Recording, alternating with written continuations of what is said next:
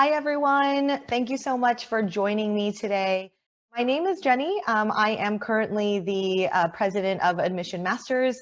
I've been working with Admission. Let's take a look at your academics and your progress and how you've done so far, and how you're doing and what promise you're showing academically to college admissions.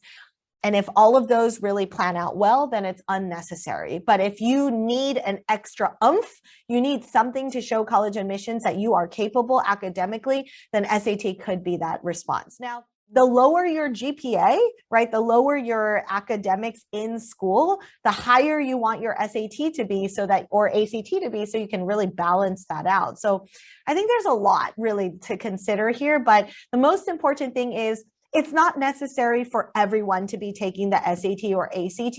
It really just depends on you and your intellectual promise and capability in school. So I think that's something that you can kind of get advice about.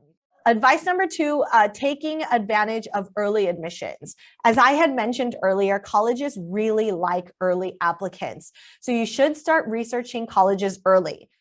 Like if you're 9th grade and you research one college a week that you were really interested in, you would know a ton of colleges by the time you're applying to college. So start researching colleges early, try to get an idea of what colleges you're looking for, and then learn what your colleges are looking for in their applicants. Every college is slightly different in what they're looking for in their applicants. I'll give you an example. So for example, at Harvard, they're really looking for servant leadership. So servant leadership meaning that Princeton is looking for more research academic based activities, right? And so like Princeton wants that at the end of the day, your activities matter, right? Activities are a powerful indicator of your abilities. So you need to consider your major direction by your 10th grade so that you can have activities that are related to your major. Activities also matter because you want to show your ability to make an impact on individuals and your community. So, if you see, and then lastly, the uniqueness, the color, the impact, the leadership, these 4 things really matter when it comes to your activities. So if you think about your activities, so I want to show you guys a cool little chart here. So on the Common Application, you want to start planning out your 10 activities and awards, right? So of those 10 activities, you want to have 3 to 4 activities that are community service driven, community impact, community, something that's going to show that you're making an impact in your community. 5 academic honors, right? And I want to be really specific here. Your academic honors need to be academic honors. The Common Application has 5 spots for you to put academic honors and awards. These are not art awards or music awards or dance awards or sports awards. These are academic awards. So just make sure you keep that in mind.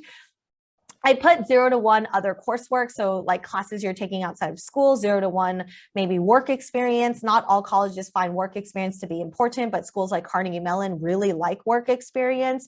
And then educational prep programs are summer programs or other like prep programs that you're a part of, doing about 1 to 3. That's like 1 every summer after your 9th grade, essentially is what that looks like. So my final advice before I take questions, and I talked a lot, so I only have 5 minutes for questions, but final advice, start early. Admissions is all about strategy. Planning early and giving yourself direction before high school will help you be successful. So start early, try to start figuring out where you want to apply and what you want to do and what your major is going to be so that you can plan your high school journey. Find your passions. Our most successful students are the students who follow their passions, their talents, and their interests, right? Utilize what you love to make a difference. If you love to do it, if you're really interested in it, then the work will come easy for you. So finding that thing is going to be really, really valuable. And lastly, I didn't talk too much about essays today, but find your story. What is the story that you want to tell your admissions, right? What qualities do you want to highlight? Finding your story is going to help you tremendously in writing your essays, but also creating your overall profile for your application.